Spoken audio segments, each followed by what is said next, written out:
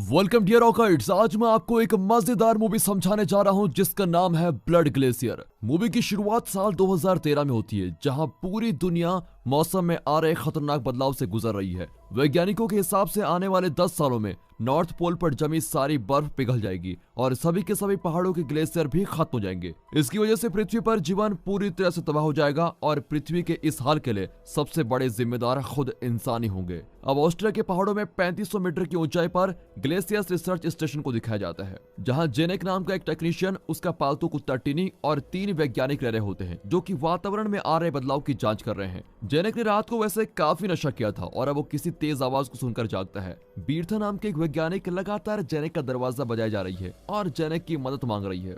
ना चाहते हुए भी जेनेक को बाहर जाकर अलार्म बंद करना पड़ता है। अब पता लगता है कि इस मेन स्टेशन से कुछ दूरी पर जो मौसम की जांच करने वाली मशीन लगा रखी है उस पर कुछ गड़बड़ आ गई है और वो ठीक से काम भी नहीं कर रही है। उसके बिना वैज्ञानिक मौसम की जांच ठीक से नहीं कर सकते, इसलिए मशीन को जल्द से जल्द ठीक करना बेहद जरूरी है। अब जेनेक वैसे ज्यादातर अपनी टीम के साथ घुल मिल नहीं पाता, लेकिन उसको वैज्ञानिकों की बात माननी पड़ती है और फिर उसको मशीन को ठीक करने के लिए दूसरे स्टेशन जाना पड़ता है।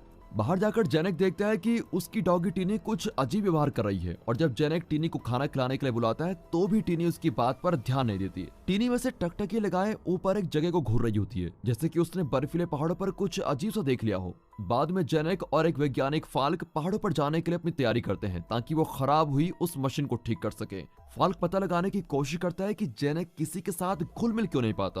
वो बोलता है, जेनेक, तुम्हें यहाँ रहते हुए 5 साल हो गए हैं और तुम हमेशा अकेले रहते हो, क्यों? ऐसी मुश्किल जगहों पर तो हमें मिलजुल कर रहना चाहिए और दोस्ती बनाकर रखनी चाहिए। लेकिन जेनेक नहीं बताना चाहता कि वो क्यों सभी से अलग रहता है। वो बोलता है, इन पहाड़ों के रास्तों को मैं सभी लोगों से अच्छे से जानता हूँ, इसीलिए तुम मेरे पीछे पीछे आओ। अब वो दोनों और टीनी मिलकर बर्फीले पहाड़ों पर चल रहे होते हैं, लेकिन अचानक टीनी कुछ अजीब व्यवहार करती है और भौंकते हुए किसी दूसरे रास्ते पर जाने लगती है। जेनेक और फाल्क टीनी के पीछे जाते हैं और अपने सामने का नजारा देखकर बिल्कुल हैरान हो जाते हैं। एक बड़ी चट्टान लाल रंग की परत से ढकी हुई है और ये परत किसी बैक्टीरिया की वजह से बनी हुई है। फाल्क इस चीज को देखकर बहुत हैरान भी है और खुश भी, इसलिए वो लाल रंग की इस चीज का थोड़ा सा सैंपल ले लेता है ताकि बाद में उसकी जांच कर सके। जेनेक को पास वाले गुफा से भेड़े की चीखने की आवाज भी आती है, लेकिन वो इस बात पर ज्यादा ध्यान नहीं देता और मशीन का ट्रांसफॉर्मर बॉक्स ठीक करने लगता है। लेकिन टीनी गुफा के अंदर से उस आ रही आवाज का पता लगाने का तय करती है। वो अंदर जाती है और सूंघते हुए उस जगह पर पहुंच जाती है जहां से चिल्लाने की आवाज आ रही थी।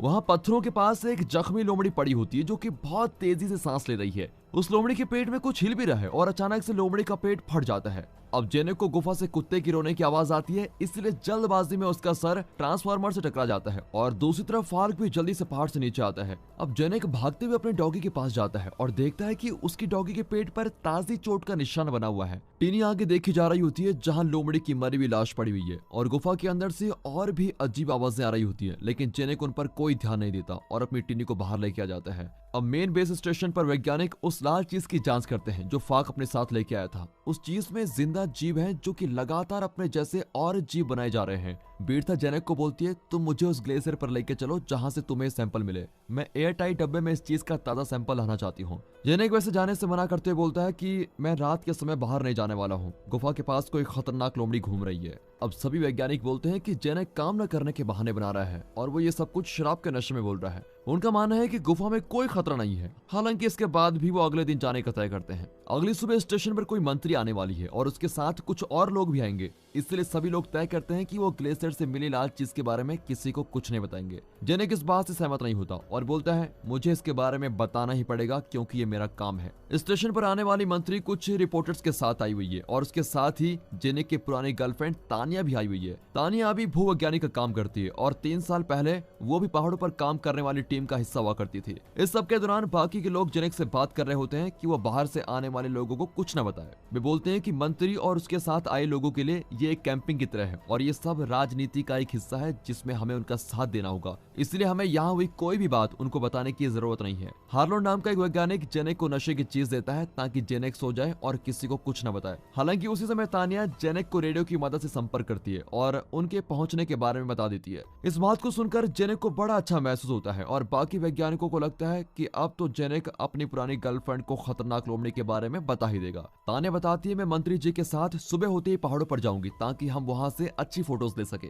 जेनेक अपने प्यार से मिलने के लिए बहुत उतावला होता है, इसलिए वो सोने से पहले थोड़ा और नशा कर लेता है। रात के वक्त जेनेक की आंख खुलती है और उसको कचरे में से कोई आवाज आती है। जेनेक को महसूस हो जाता है कि जरूर कुछ न कुछ गड़बड़ है, इसलिए वह हार्लोड को फोन करता है और बंदूक लाने को बोलता है, लेकिन हार्लोड उसकी नहीं सुन पाता। अचानक खतरनाक दिखने वाली कोई चीज अंधेरे से बाहर आती है और जेनेक पर हमला करने लगती है।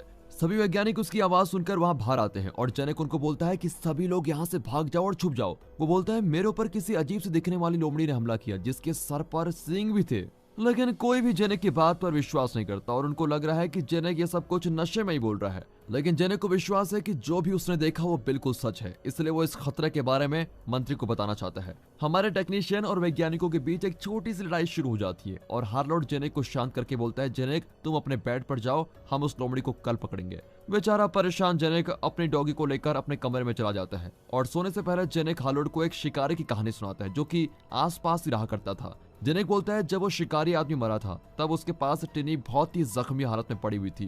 तान्या और मैंने टिनी को साथ लाने का तय किया था और तब से हम टिनी को पाल रहे हैं। और फिर पूरी रात जेनेक को उस खतरनाक राक्षस जैसी लोमड़ी के सपने ही दिखते रहते हैं। अगली सुबह जेनेक रेडियो पर तान्या को बताता है तान्या रास्ते में तुम लोगों की जान को खतरा हो सकता है, लेकिन तान्या अपने पुराने बॉयफ्रेंड की बात पर विश्वास ही नहीं करती और सभी को आगे चलने के लिए बोल देती है। अब जेनेक बीरथा को लाल ग्लेशियर पर लेके जाता है। हालांकि वहां पहुंचकर वो देखते हैं कि लाल रंग का सारा बैक्टीरिया कहीं गायब हो गया है। बीरथा चट्टान में छेद करके सैंपल लेने का तय करती है और इसके दौरान जेनेक सुसु करने के लिए एक साइड पर चला जाता है। अचानक नमी की वजह से एक छोटी चट्टान हिलने लगती है।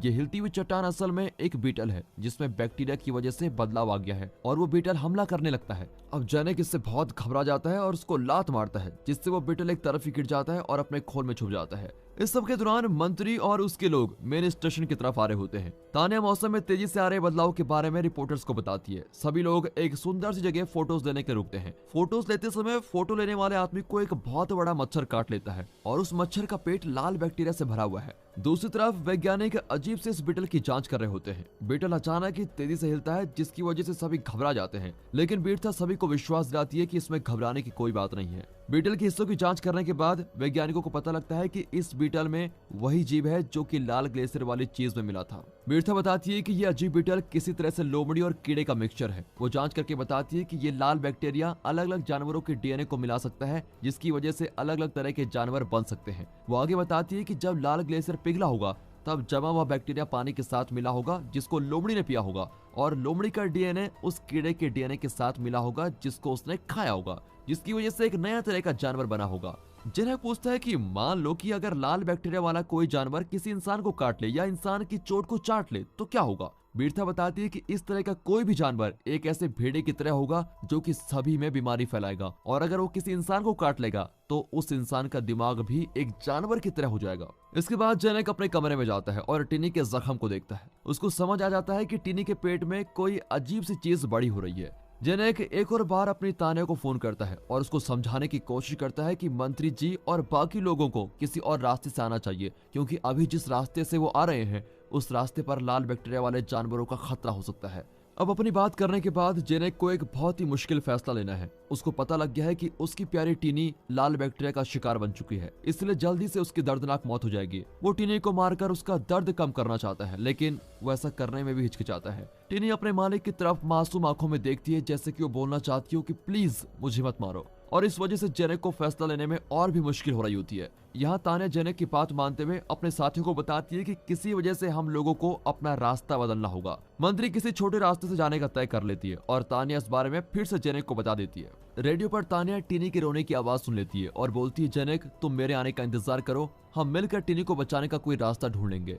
इस सब के दौरान जिस फोटोग्राफर को मच्छर ने काट लिया था उसकी हालत बेकार होती जा रही होती है, लेकिन वो सोचता है कि ये सब थकावट की वजह से हो रहा है। मंत्री और उसकी टीम कुछ ही दूरी पर एक डरी हुई लड़की से भाग रहे होते हैं जिसका पीछा लाल बैक्टीरिया वाला एक चील कर रहा है। बेचारी लड़की का पैर एक पत्थर में फंस जाता है और राक्षस जैसी वो चील उसके पैरों पर डंक मारने लगती है। दूसरी तरफ जेनेक तान्या और बाकियों से मिलने के लिए निकल रहा होता है, जिसकी वजह से सभी वैज्ञानिक भड़क जाते हैं। वे बोलते हैं कि हम नहीं चाहते कि तुम किसी और को इस लाल बैक्टीरिया के बारे में बताओ, ऐसा करने पर लोग डर जाएंगे और फालतू का ड्रामा बनाएंगे।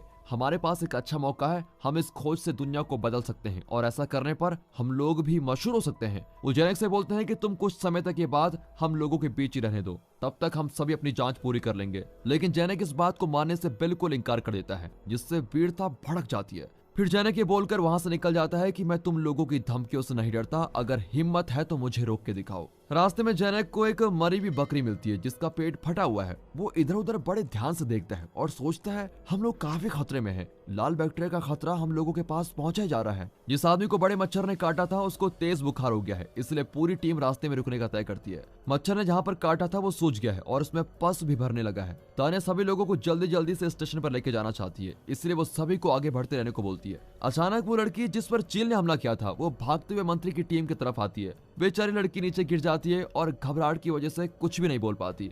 अब खतरनाक चील सभी लोगों के चारों तरफ चक्कर लगा रही होती है ताकि वो किसी को अपना शिकार बना सके। मंत्री का बॉडीगार्ड मंत्री को बचाने के लिए आगे आता है और खतरनाक चील पर गोली मारने की कोशिश करता है, पर चील पहाड़ों के पीछे चली जाती है। लेकिन ये सब चील की एक चाल होती है जो कुछ ही सेकंड्स में वापस आती है और बॉडीगार्ड पर हमला कर देती है। वैसे तो बॉडीगार्ड चील को मार देता है, लेकिन चील भी उसको काफी जगह चोट पहुंचा देती है। सभी लोगों के बीच में अब घबराहट फैल जाती है कि अब करे क्या। मंत्री अपने बॉडीगार्ड के ऐसे हाल देखकर घुटनों के बल चलते हुए उसकी तरफ आती है और रोने लगती है क्योंकि वो बॉडीगार्ड को काफी समय से जानती थी। फोटोग्राफर भी डर के मारे अकेले ही कहीं भाग जाता है। जेनेक के सब कुछ देखकर सभी लोगों की मदद के लिए भागता हुआ आता है और इसके बाद सभी को स्टेशन लेके जाता है। स्टेशन में हार्लॉर्ड मंत्री के साथ मुलाकात करने के लिए प्रैक्टिस कर रहा होता है, लेकिन जल्द ही मंत्री और उसकी डरी हुई टीम स्टेशन पर पहुंच जाती है। अंदर पहुंचकर वो दरवाजे बंद कर लेती है। वो जख्मी लड़की को टेबल पर लेटाते हैं और जो भी चीजें उनके आसपास हैं उसकी मदद से उसका इलाज करते हैं। पता लगता है कि सभी लोग स्टेशन पर नहीं पहुंचे। इरिन नाम की एक रिपोर्टर का ध्यान इस बात पर जाता है कि उसके साथ वाला लड़का वहां पर नहीं है, इसलिए इरिन बहुत घबरा जाती है। अब मंत्री बड़े आराम से बड़े प्यार के साथ उस लड़की को शांत करती है और बोलती है बेटा तुम फिक्र मत करो, तुम्हारा दोस्त जल्द ही वापस आ जाएगा। तान्या बोलती है जेनेक तुम किसी को कॉल करके जल्दी से मदद के लिए मंगवाओ। लेकिन पता लगता है जिस फोन से मदद मंगवाई जा सकती थी उस फोन को दो वैज्ञानिक अपने साथ मौसम की जांच करने वाले स्टेशन पर लेकर गए हैं। हार्लॉर्ड जेनेक के कान में कुछ फुसफुसाने लगता है, दोस्त मुझसे एक बहुत बड़ी गलती हो गई। फाल्क और बीरता कल सुबह तक वापस नहीं आने वाले और तब तक मंत्री और उसके लोग यहाँ से जा चुके होंगे। हार्लॉर्ड को महसूस हो ही गया है कि उसकी टीम की गलती उन लोगों पर अब भारी पड़ने वाली है, इसलिए वो अपनी गलती को छुपाने के लिए अब बहाने बनाने लगता है। जेनेक उसकी माफी पर ध्यान नहीं देता और सोचता है कि इन लोगों की वजह से हम और ज्यादा खतरे में पड़ गए हैं, इसलिए वो हार्लॉर्ड की पिटाई कर देता है। अब मंत्री बोलती है कि आप लोग मेरे फोन का इस्तेमाल करके कॉल कर सकते हो, लेकिन उसको बताया जाता है कि इतनी ऊंचाई पर मोबाइल ठीक से काम नहीं कर सकते। अब मंत्री को याद आता है कि बॉडीगार्ड के पास एक सैटेलाइट फोन है जिसकी मदद से कहीं भी फोन किया जा सकता है, लेकिन अब वो कुछ नहीं कर सकती, इसलिए वो अपना गुस्सा उस रोती हुई रिपोर्टर पर निकालती है। अब जेनेक को अपनी डॉगी टीनी की भौंकने की आवाज आती है और वो डरा हुआ है कि कहीं उसके आसपास कोई खतरा ना हो। वो बाहर जाता है और बड़े ध्यान के साथ अपने कमरे की तरफ जाता है क्योंकि उसको लग रहा है कि टीनी के शरीर से कोई खतरनाक जानवर निकला होगा। यहाँ गुस्से से भरी तान्या हार्लॉर्ड से सवाल जवाब कर रही होती है कि हार्लॉर्ड तुम मुझे सच सच बताओ कि तुम लोग हमसे किस बारे में छुपा रहे हो। दूसरी तरफ फाल्क और बीरथा मौसम की जांच करने वाली मशीन के पास पहुंच गए हैं, लेकिन वहां पहुंचकर उनको पता लगता है कि अंदर जाने की चाबी तो वो लेकर आए ही नहीं, वो स्टेशन पर ही भूल गए हैं। दोनों झगड़ने लगते हैं कि चाबी तुम्हारी वजह से पीछे रह गई। फिर दोनों एक दूसरे पर काफी देर तक इल्जाम लगाते रहते हैं, लेकिन कुछ देर बाद फाल्क ताला ही तोड़ देता है। दोनों अंदर जाते हैं और जल्दबाजी में बीरथा बिना सोचे समझे वो डब्बा खोल देती है जिसमें बड़ा बीटल बंद किया हुआ था। खतरनाक बीटल अब तक मरने का ड्रामा कर रहा था और डब्बा खुलते ही बीरथा के मुंह पर चिपक जाता है। बीरथा घबराते हुए बाहर चली जाती है और इस कीड़े से अपने आप को बचाने की पूरी कोशिश करने में लग जाती है। उसका दोस्त उसकी मदद करने की कोशिश करता है, लेकिन वो पागल आदमी एक बेकार सा रास्ता ढूंढता है। वो एक पत्थर को लेकर बीरथा के मुंह पर मारने लगता है। बीटल तो उसके चेहरे से अलग हो जाता है, लेकिन इस हमले की वजह से बीरथा के मुंह का कुचुम्बर बन जाता है। यहाँ जेनेक अपनी डॉगी टीनी के पास जाता है और उसको शांत करने की कोशिश करता है। अब तान्या, जिसको हार्लॉर्ड ने लाल बैक्टीरिया की वजह से बने नए जानवरों के बारे में सब कुछ बता दिया है, वो भी जेनेक के कमरे में आती है। अब टिनी अपनी मालकिन के पास जाने की कोशिश करती है क्योंकि वो तान्या को पहचान चुकी है, लेकिन जेनेक को यह बात पसंद नहीं आती। तान्या उनको एक बार पहले ही छोड़कर जा चुकी है। अब जेनेक तान्या को टिनी का पेट दिखाता है जिसमें साफ साफ कोई चीज चल रही है। तान्या को अब सब कुछ समझ आ जाता है कि उन्हें अब क्या करने की जरूरत है। वो जेनेक को एक इंजेक्शन पकड़ाती है ताकि इंजेक्शन लगाकर बेचारी टिनी को सुला जा सके, लेकिन जेनेक तय करता है कि वो अपने 4 पैरों वाली इस दोस्त का दर्द हमेशा के लिए खत्म कर देगा। तान्या और जेनेक दोनों को बहुत मुश्किल हो रही होती है कि उन्हें अपने प्यारे डॉगी को मारना पड़ेगा। अब तान्या जेनेक को सच बता देती है कि मैं तुम्हारे बच्चे की माँ बनने वाली थी, लेकिन जैसे ही जेनेक को आशा की किरण दिखाई देती है, तान्या उसको बताती है कि हमारा बच्चा जिंदा नहीं बच पाया था। यहाँ मंत्री बहुत ही ज्यादा गुस्से में है क्योंकि वैज्ञानिकों ने इतने बड़े खतरे के बारे में उन्हें नहीं बताया। हार्लॉर्ड अभी भी बहाने बनाया जा रहा है और बोलता है इस लड़की पर चील ने जो हमला किया था वो तो बस एक एक्सीडेंट था। अब मंत्री ये बात सुनकर और भड़क जाती है और हार्लॉर्ड की पिटाई कर देती है। जेनेक और तानिया वापस आते हैं और जेनेक बोलता है मैं फाल्क और बीरथा को ढूंढने जा रहा हूँ ताकि मैं उनसे सैटेलाइट फोन लेकर मदद मंगवा सकूं। अब तानिया उसको इतना बड़ा खतरा उठाने से मना करती है, लेकिन जेनेक ने अपना मन बना लिया है कि सभी को बचा कर ही रहूंगा। अचानक डरा हुआ फाल्क वहां पर पहुंच जाता है, जो कि अभी भी जिंदा बचा हुआ है। उसकी आंखों में डर बहुत भरा हुआ है और वो चिल्ला चिल्ला कर बोलता है जल्दी से दरवाजा बंद कर दो, क्योंकि उसके पीछे पीछे एक खतरनाक राक्षस में बदल चुकी बकरी और कीड़ा दोनों आ रहे होते हैं। दोनों जानवर अंदर आने की कोशिश करते हैं। जेनेक फिर बड़ी मुश्किल के साथ उन दोनों को वहां से भगा देता है और फिर दरवाजा अच्छे से बंद कर देता है। फिर जेनेक फाल्क से पूछता है कि बीरथा कहाँ पर है और क्या तुम्हारे पास फोन है। फाल्क बताता है कि बीरथा के पास फोन था, लेकिन वो ये नहीं बताता कि उसने बीरथा के साथ क्या कर दिया। वो झूठ बोलता है कि बीरथा के पीछे ऐसे खतरनाक जानवर पड़ गए थे, इसलिए पता नहीं वो पहाड़ों के बीच में कहाँ फंस गई। बाहर राक्षस जैसी भारी बकरी लगातार दरवाजा तोड़ने की कोशिश कर रही होती है, जिसकी वजह से सभी लोग बहुत डर जाते हैं। ये नई तरह की बकरी साधारण बकरियों से ज्यादा ताकतवर है, क्योंकि उसने पूरे स्टेशन को ऐसे हिलाकर रख दिया जैसे ताश के पत्ते हों। मंत्री उन जानवरों पर जोर की चिल्लाती है और सोच रही है कि काश वो डरकर भाग जाए। कुछ देर के लिए खतरनाक बकरी शांत हो जाती है, लेकिन जल्द ही अपने दोस्त चील के साथ वापस आ जाती है और हमला करने लगती है। दोनों के दोनों लगभग अंदर आ ही चुके हैं और जेनेक अकेले ही बिना किसी की मदद के उन्हें रोकने की कोशिश कर रहा है। फिर मंत्री उसकी मदद करने के लिए आगे आती है और बकरी के सर में ड्रिल मशीन छेद कर देती है। सभी लोग अपनी सांसें थाम कर ये सब कुछ देख रहे होते हैं और तभी सभी की जान में जान आती है जब हमारी हिम्मत वाली मंत्री उस बकरी को मार देती है। सभी के सभी लोग अपने होश में आते हैं और जो अभी उनके साथ हुआ उससे अपने आप को संभालने की कोशिश करते हैं। अब हार्लोड अपने दुख की बातें सभी को बताने लगता है। अब मंत्री को ताने से पता लगता है कि उन लोगों को लेने के लिए आने वाला हेलीकॉप्टर कल दोपहर से पहले नहीं आने वाला, लेकिन हेलीकॉप्टर से आने वाले लोगों को नहीं पता कि सारी टीम रिसर्च स्टेशन पर ही है, इसलिए वो अगर मंत्री की टीम को ढूंढने के लिए निकलेंगे तो यहाँ तक पहुँचने में उनको काफी ज्यादा टाइम लग जाएगा। दूसरी तरफ देखा जाए तो इन्फेक्शन वाली लड़की के हाल भी बहुत बुरे हैं। वो भी कल सुबह तक जिंदा नहीं बच पाएगी, इसलिए उसकी जान बचाने के लिए सैटेलाइट फोन लाना ही पड़ेगा। अब तानिया और जेनेक मौसम की जांच करने वाले स्टेशन पर जाने का तय करते हैं। जेनेक फाल को भी अपने साथ लेके जाता है, क्योंकि उसको फाल की कहानी पर विश्वास नहीं है कि बीरथा पहाड़ों में अकेले गायब हो गई है। बाकी सभी लोग अपने आप को अच्छे से अंदर बंद कर लेते हैं और तभी चील का शिकार बनी लड़की को होश आ जाता है। उस लड़की के ऊपर से कंबल उठाने पर सभी लोग देखते हैं कि लड़की के पैर के अंदर कुछ अजीब चीज चल रही है। हार्लोड बोलता है कि मेरे हिसाब से लड़की को भी इन्फेक्शन हो गया है और इसके शरीर के अंदर कोई नया जानवर बन रहा है। अब सभी लोग घबरा जाते हैं और बाहर भागने वाले होते हैं। मंत्री सभी को शांत करती है और बोलती है हम लोग लड़की के पैर का ये हिस्सा काट कर अलग कर देते हैं और जो भी चीज अंदर चल रही है उसको हम जला डालेंगे। वो बड़ी मुश्किल के साथ उस खतरनाक लाल बैक्टीरिया को बाहर निकालती है और फिर जला देती है। इसके बाद वो लड़की के पैर पर बने जख्म का इलाज करती है, लेकिन बेचारी लड़की ना चाहते हुए भी दर्द के मारे चिल्लाने लगती है। इस अजीब ऑपरेशन के बाद सब कुछ सही तरीके से हो जाता है और लड़की भी सही सलामत है। रास्ते में जाते हुए जेनेक को लग रहा होता है कि वो घायल लड़की को बचा नहीं पाएंगे और उनकी सारी मेहनत बेकार होने वाली है। इसकी वजह से तानिया भड़क जाती है,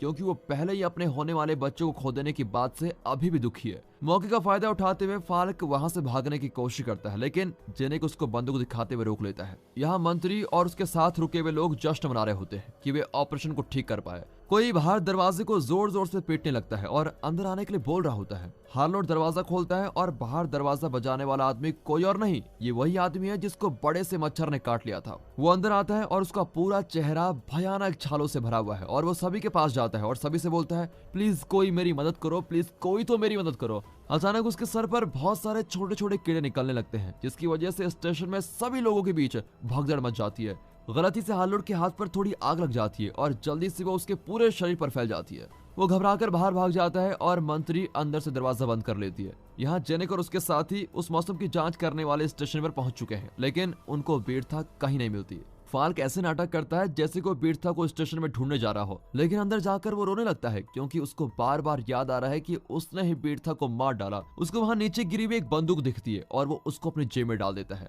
तीनों गुफा के अंदर जाकर बीरथा को ढूंढने का तय करते हैं और उनको अंदर ही बीरथा की लाश मिलती है। अचानक फाल्क अपने साथियों पर बंदूक तानकर खड़ा हो जाता है और बोलता है तुम अपनी बंदूक मुझे पकड़ा दो, वरना मैं गोली चला दूंगा। और अब तानिया फाल्क के साथ चाल चलने की कोशिश करती है, लेकिन फाल्क उसी की आंखों पर चोट कर देता है। अब तानिया नीचे गिरकर दर्द की वजह से चिल्लाने लग जाती है और फाल्क जेनेक को अपनी बंदूक से धमकाता है। तभी अंधेरे से एक राक्षस जैसा जानवर बाहर आता है और फाल्क पर हमला कर देता है। इसके दौरान गलती से फाल्क के हाथ से गोली चल जाती है और पूरी गुफा में तेज रोशनी फैल जाती है। वो राक्षस जैसी दिखने वाली लोमड़ी और मकड़ी फाल के शरीर को काट कर चीर फाड़ कर देती है। अब जानवर का ध्यान ताने और जेनेक पर जाता है, इसलिए दोनों वहाँ से भागने लगते हैं, लेकिन फिर भी जानवर हमारे जेनेक को पकड़ लेता है और उसके शरीर को भी काटने की कोशिश कर रहा होता है, लेकिन ताने उसके बचाव में आती है और जानवर के शरीर पर हमला कर देती है। अब दोनों मिलकर उस लोमड़ी को मार देते हैं। वे बीरथा के शरीर के पास जाते हैं और उसकी लाश के नीचे उन्हें फोन मिल जाता है। फिर वो जल्दी से फोन करके मदद मंगवाते हैं। कुछ समय बाद उनका ध्यान इस बात पर जाता है कि मेन बेस से धुआं निकल रहा है, इसलिए वो जल्दी से मेन स्टेशन की तरफ पहुंच जाते हैं। वहां पहुंचकर पता लगता है कि जिस लड़की का ऑपरेशन किया गया था वो जिंदा नहीं बच पाई। तभी हेलीकॉप्टर की आवाज सुनाई देती है, इसलिए मंत्री के लोग बड़े खुशी के साथ हेलीकॉप्टर की तरफ जाते हैं। ताने जेने के कमरे में जाती है और देखती है कि वहाँ इंसान और कुत्ते के डीएनए से मिलकर एक बच्चा पड़ा हुआ है जो कि देखने में बेकार सा लग रहा है। जेने को पता लगता है कि इस बच्चे को टीनी ने जन्म दिया है और ये लाल बैक्टीरिया की वजह से कोई खतरनाक है, इसलिए वो बच्चे को मारना चाहता है, लेकिन उसकी प्यारी तानिया उसको रोक देती है और जानवर को अपनी गोदी में उठाकर बोलती है, मैं इस बच्चे को अपने साथ ले जाना चाहती हूँ। फिर सभी लोगों को रिसर्च स्टेशन से बाहर निकाल दिया जाता है और जैसे ही हेलीकॉप्टर थोड़ी ऊंचाई पर जाता है तभी जेनेक और ताने का ध्यान एक ग्लेशियर पर जाता है जो कि लाल रंग का हो गया है। इसके दौरान ही बैग में रखा छोटा सा म्यूटेंट बच्चा आवाज नहीं करता है। अब जेनेक और तानिया एक दूसरे की तरफ डर के साथ देखते हैं क्योंकि उनको आने वाले खतरे के बारे में अच्छे से पता है। और दोस्तों इसी के साथ ये मूवी यहाँ पर खत्म होती है।